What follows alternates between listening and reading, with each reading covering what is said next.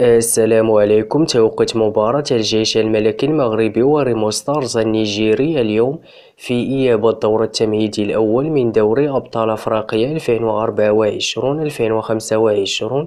والقنوات الناقلة لهذه المباراة: انتهت مباراة الذهاب بين الجيش الملكي المغربي وريمو ستارز النيجيري بفوز هذا الأخير بنتيجة 2-0.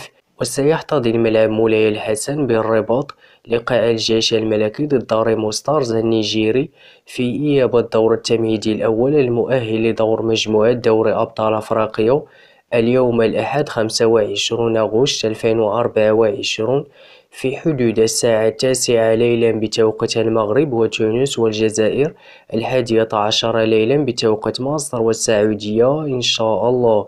وسيتم نقل هذه المباراة على قناة الرياضية المغربية.